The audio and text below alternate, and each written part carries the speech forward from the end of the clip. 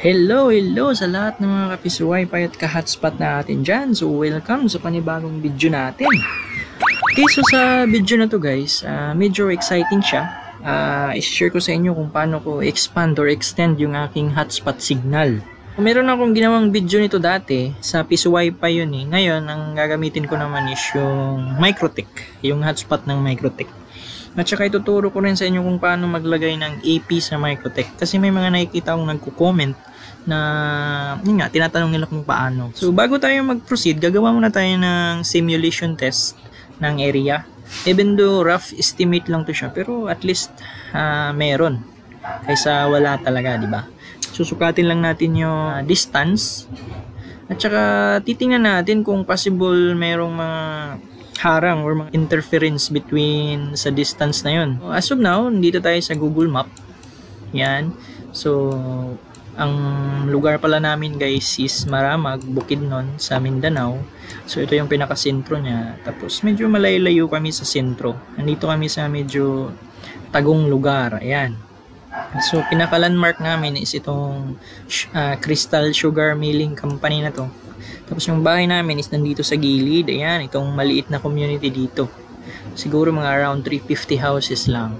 So mostly sa lugar na to, yung mga customer namin or clients ng hotspot ko is yung mga kabataan dito. At saka meron din yung mga pahinanti at driver ng truck na nagde-deliver ng tubo dito sa factory na to.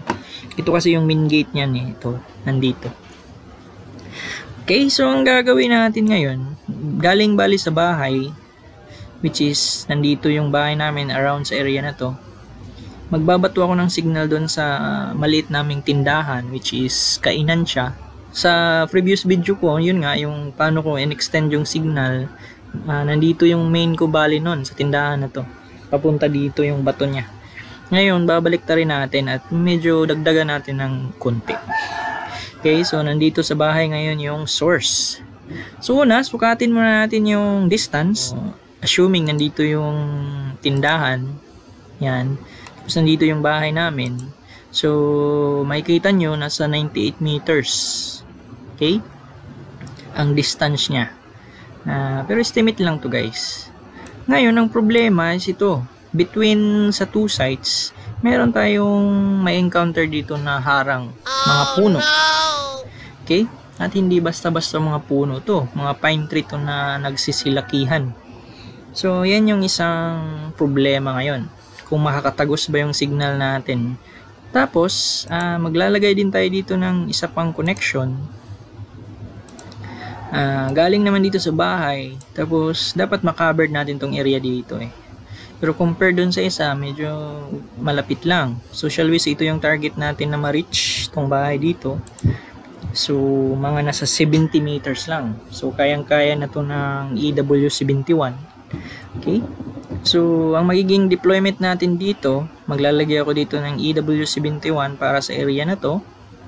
Tapos E314N naman going to area na to. Tapos sa area na to naman, maglalagay naman ako ng EW71 para makacover naman niya tong dito.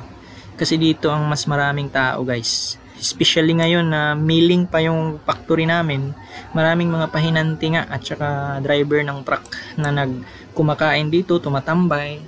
So yan yung target clients ko talaga. So from tindahan namin going to last point dito, yan, so nasa 50 meters lang. So kayang-kaya ng EW71 to. Okay, may isa lang tayong problema. Yun nga, itong mga kahoy na nandito kasi harang siya sa dalawang site natin. Meron pa nga yan dito mga konti, pero siguradong makakaharang pa rin siya.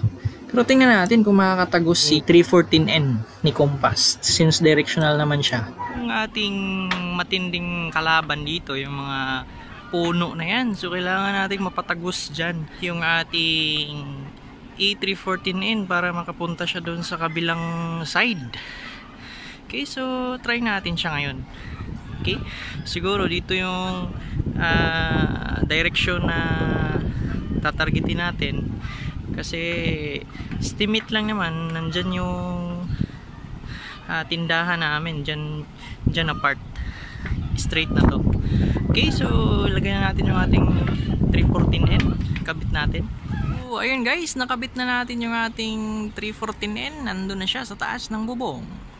Okay, so makikita nyo, marami tayong punong kahoy doon. So ang target niya doon sa area na yun, tingnan naman yung mga puno.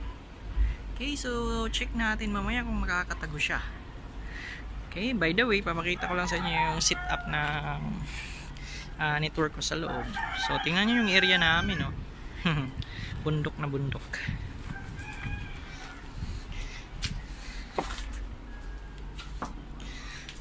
Yan. So yun nga, yung isang EW71 ko is nakapwesto na siya dyan. Ano yun? Nandun siya. Para naman yun dun sa likod, bale. Pinakita natin kanina sa simulation. Yan, tapos dito sa loob, dito yung aking Black Mamba. Siyempre nakahangir para maganda yung pwesto niya. Presko. Lame kayo! Yan, meron na tayong mga PoE adapter dyan. Ito para to dun sa EW71 sa likod. Tapos ito naman para to sa Compass E314N sa taas. Tapos ito yung ating maliit pero super lakas na Microtech.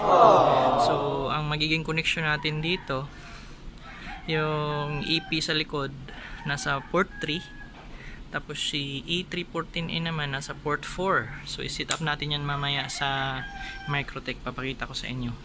Tapos doon sa tindahan namin, isi-set up naman natin doon yung isa pang EW71 para doon naman siya maghasik ng signal. Okay? So lipat tayo sa laptop natin at isi-set up na natin sila isa-isa. So tara, set up na natin sa bubong yung ating A314N. Ngayon, i-configure na natin siya as EP. Okay, ang gagawin nyo lang naman is syempre isaksak nyo siya, bigyan nyo siya ng power. Tapos lalabas tong SSID niya dito. So connect lang tayo. Yan, then magre-redirect siya diretso. Pero wag nyo lang antayin mag-redirect, mas maganda i-type nyo na yung address niya. Kasi mamaya babalik pa rin yan sa dati. Yan, okay? So ang default password nito is admin. Yun. So nandito na tayo sa pinaka dashboard niya. Yan. So ang ginagawa ko lang dito guys, usually is pumupunta agad ako sa firewall. Tapos dito sa DDoS defense, chine-check ko lang to eh. Yan. I don't know kung nakakatulong pero basta chine-check ko siya, then optimize. Yan. Proceed na tayo sa wizard and then piliin natin AP mode. Okay? So dito pwede mo tong palitan ng IP address na gusto mo. Gawin mo siyang static kumbaga, pero in my case hindi ko na siya gagalawin, ganyan lang. So dito sa local SSID, so ang lagay ko dito is Crystal. Hasp na lang. Main. Yan, okay. Password, dapat blank po yan ha. Then bandwidth, 20 MHz. Country, China. Okay na lang, wag nyo nang palitan kasi equivalent siya as Asia. Kita nyo walang ibang country dyan. So, China na lang. And then dito sa channel, pipiliin ko yung channel 6. Kasi yung Microtech ko, yung built-in wifi nya, which is yung ginagamit namin as personal, naka-channel 1 yun. Tapos yung EW71 na ilalagay ko sa likod, since within range silang dalawa nito, para hindi sila mag-overlap, gagawin ko yung channel 11 naman. So ito siya channel 6. And then power, okay lang yan, 100%. Itong launch range, hindi ko talaga alam kung paano to, ay para saan to.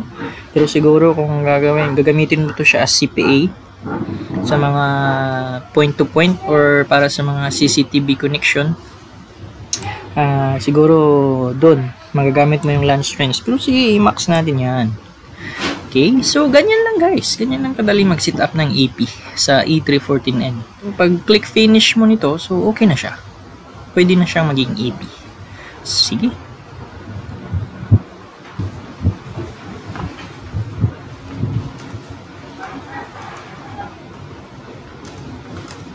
So na-disconnect na tayo, so meaning okay na yun. Success na yung ating AP mode sa E314N. Ngayon, ang gagawin naman natin is isisit na natin sila sa Microtech. Okay, so mag-connect na tayo sa Microtech, which is internet. Yan, connected na tayo. At saka mapapansin nyo, kahit nasa bubong siya, meron pa rin siyang signal dito sa baba. So, meaning hindi siya nag-dead spot. Usually kasi nag-dead spot to eh. Tapos yung EW71, same, ganun pa rin yung process na gagawin nyo. Ginawa ko naman siyang crystal hotspot. So, kayo na lang po magawa nun. Okay, so open natin yung ating Winbox para sa Microtech configuration. Connect lang. Yun, punta agad tayo sa interface. Tapos i-check mo lang dito yung mga interface na connected sa hotspot or naka-bridge sa hotspot. Or kung wala ka, dapat mag-create ka nun. Okay, so in my case nga, ang port 3 at saka port 4 gagawin natin siyang AP ports. Okay, so rename lang natin to main AP. Yan, apply. Tapos itong 3 AP2. Okay, tapos i-bridge na dapat natin tong dalawa na to sa hotspot. Okay, so para mangyari yun, punta lang tayo sa bridge and then yan, so may dalawa akong bridge dito, LAN at saka hotspot. So punta ako sa ports, then i-make sure ko na yung 3 at saka 4 is naka hotspot bridge. Yan, so naka hotspot bridge siya, so meaning okay na. Yung Ether 2 ko naka LAN, yung Wi-Fi naka LAN kasi personal lang namin na ginagamit yan. So again guys, lilinawin ko lang. So dapat bilong sa hotspot interface yung mga ports na gagamitin mo as EP. As you can see dito sa akin, yung 4 which is yung E314N ko at saka yung AP2 which is yung EW71, same sila, nasa bridge hotspot. So yan lang yung gagawin nyo sa Microtech. And then pwede nyo nang isaksak yung mga EP mo sa mga ports na to. Gagawa pala muna tayo ng isang hotspot user. Gagawin natin siyang 5M up at saka 5M down. So para sa testing natin doon mamaya sa second site natin, sa EW71 natin na naka-bridge, tingnan natin kung ilan yung speed na makukuha natin. So shall we see dito sa default, gagawin ko siyang 5M. 5M. Yan, then Q, dapat naka-hotspot to. Yan, para makita natin siya mamaya. Okay. Apply. Yan, and then punta tayo sa user. Mag-create tayo ng isang user. Yan, so okay na yan. Dapat walang password kasi voucher mode tayo. Then, okay lang. Yan, so meron na tayong isang user 1. So, iti-test natin yan mamaya. Ngayon, punta na tayo dun sa second site ko, which is dun sa tindahan. Isi-set up naman natin yung isang EW71 doon. Hindi na natin siya i-connect sa Microtech. Instead, i-bridge natin siya sa E314N B2. Okay? So, maglakad tayo papunta dun sa ating second site.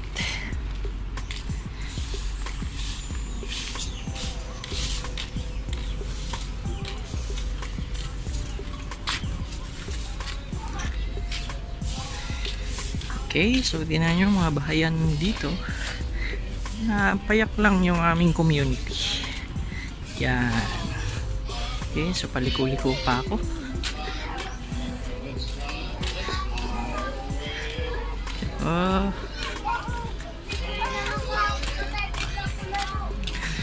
Okay. So nakalabas na tayo. So nandun yung kabilang dulo. Nandito naman tayo pupunta. Kasi nandito yung tindahan. So ito yung mga bahayan.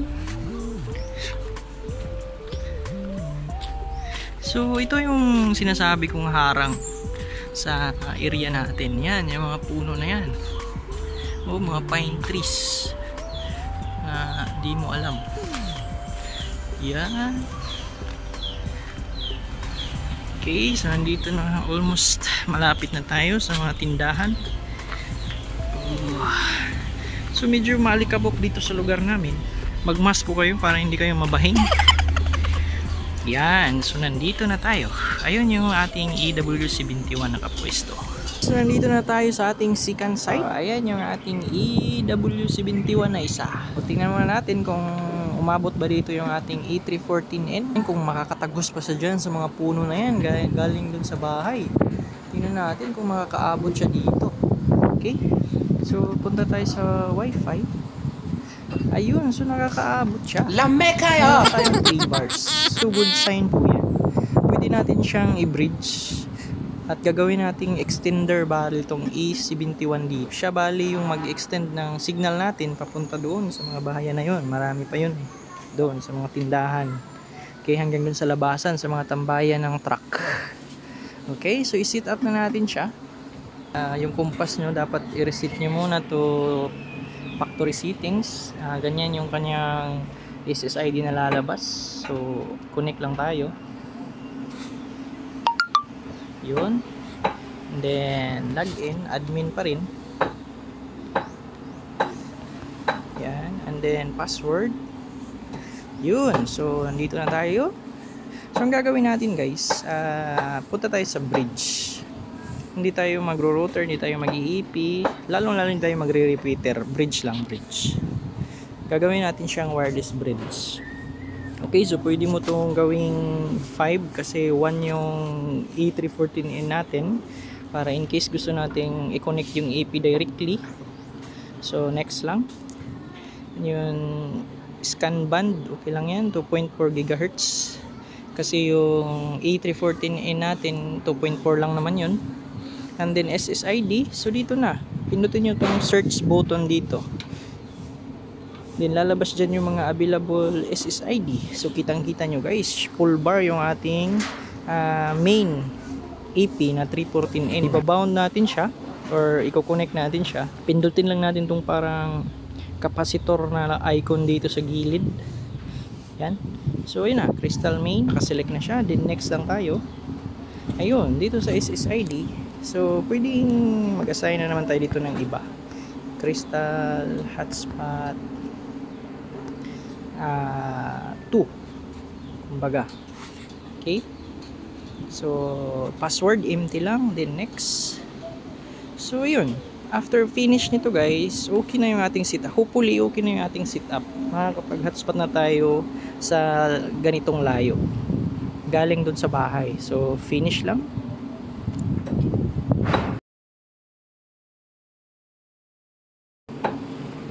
Ayun, so okay na guys. Tingnan natin kung tama na ba yung ating mga EP. Tamang-tama. Meron tayong crystal hotspot main at crystal hotspot 2. Which is, ito yung nasa harapan natin. May mga option na yung clients natin kung saan sila kukunik, diba? Depende na lang kung saan yung malakas na signal. So ngayon, ititest na natin kung kaya nga ba, kung makakapag-internet tayo. At saka diba nag-set tayo ng 5 Mbps up at saka down, kung ilan yung speed na makukuha natin sa layo na to, at saka kahit naka-bridge silang dalawa. Yan o. Then dun yung mga puno, nandun pa sa looban yung bahay or yung main. Tapos ang target ng EP na to is itong mga tindahan dito, which is meron pa yan sa dulo. So i-check natin guys, mag-connect tayo. Sabihin natin mag-connect tayo sa crystal hotspot 2. Yan, so tingnan nyo, lumabas agad yung ating portal. Meron silang free 20 minutes dito sa baba, free trial bali. Pero may ginawa tayong butcher kanina na 5M, which is yung user 1. So login natin. So ayun, nakakonect. Okay, connected. Then may internet na tayo. Try nating mag-YouTube. Ayun, so nakaka-YouTube tayo. Ayun, may mga messages nang dumarating. Oh. Tago muna natin. So, di ba ang galing? Try muna natin kung ilan yung speed na nakukuha natin. Speed test tayo. Nakaset sa Microtech natin is 5 Mbps up and down. So, sana makuha natin kahit nakakonect tayo dito sa bridge AP. So, aba! Wow! Kuhang-kuha niya pa rin. Tingnan nyo naman yan. Kaya ang paborito ko tong Compass brand guys. Kahit anong sabihin ng iba dyan, dito pa rin ako stick. Bukod sa mura na, pinaka-importante is nagagawa niya yung trabaho niya. So nga pala, kung bibili kayo ng E314N at saka EW71, meron tayong binibinta dito. PM lang po kayo. Okay kayo! Sa Facebook page natin. Okay? So, kuha niya yung speed pa rin kahit naka-bridge. Ayan, oh. So, biglang umulan. Minalas pa tayo. So, ang AP na to, ang target nito is, yun nga, doon, sa mga bahayan doon at mga tambayan ng truck. Yan, naabutan na tuloy ako ng ulan dito. Paano ako nito uuwi? Okay, so success yung ating expansion ng hotspot signal, guys. Even though merong mga malulupit na harang dito sa area na to. Akala ko talaga hindi siya makakulusot dito sa kabilang site, pero tagos na tagos pa rin pala. So, diba, ang lupit. So, balik tayo sa bahay. I-check natin sa Microtik kung ilan yung usage ng CPU at memory niya. Even though may mga dinagdag tayong AP, which is 3. Sige, check natin doon. Okay, so nandito na tayo sa ating Microtek, guys. So, makikita nyo naman, nasa 2% lang yung CPU usage niya, 1%, 4%. Hindi ko lang alam kung maraming kukonect dito sa ating hotspot, kung ganyan pa rin ba or kung masasagad ba. So, masasabi kong success yung ating expansion ng ating hotspot signal. Gamit yung Compass brand, which is pinakamura sa market pero working naman. Bagay na bagay sa ating mga walang masyadong budget. Reviewin lang natin yung ating naging setup. Galing dito sa bahay namin. So, naglagay ako dito ng isang A314N. Yan. Tapos, mga ilang meters lang sa likuran.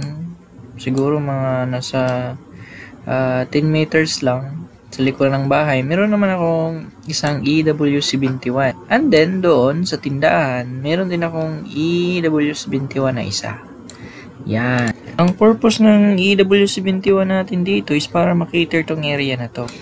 Tapos yung A314N natin dito, since 120 degrees lang siya, rough estimate lang to, guys. Maring mali ako or ano ba. So, sige, sabihin natin ganyan. Tapos, ito naman dito si isang EW71 natin na nasa tindahan. Siya naman yung bahala sa area na yon. Yan. So, ganyan yung ating setup. Kung tatanungin nyo kung magkano magagastos, so, mura lang naman tong setup na to. Isang EW71, nasa 1718 lang. And then, yung 314N, 24, 25, ganyan lang yung price. Pero kung meron ka namang budget, pwede kang bumili ng mas mahal ng mga brand. Pangmasa lang tong setup natin na to. Or else, pwede ka naman gumamit ng 314N lang para talagang malakasan yung signal mo. Ang gagawin mo lang, gumamit ka ng 3. Okay? Magka-cover niya yung 360 degrees area mo. Kagandahan nito is malayo yung reach niya. I-position mo lang ng tama. So, magka-cover niya yung halos isang barangay. Okay? Not necessary naman na magkalayo to silang 3. At least mga 1 meter apart. Okay na. Kung itatanong nyo kung may recommend ko tong mga APs na to, so syempre naman, ito nga ginagamit ko di ba? Pero nasa sa inyo yun, kung magkano lang yung budget natin, kayo na bahala din maghanap. At least, pinakita ko lang sa inyo kung ano yung capability na brand na to. Okay, by the way, kung gusto nyo palang bumili, meron kaming binibenta nito. PM lang kayo sa page ko. Yun nga lang, wala tayong COD, cash basis po tayo. Siguro naman hindi ko kayo i-scamin. Kitang-kita nyo nga yung lugar ko. Ayan, may mapa pa. So, welcome kayong pumunta kung sa tingin nyo hindi ako kapanipaniwala. So, hanggang dito na lang mga kapiso wifi.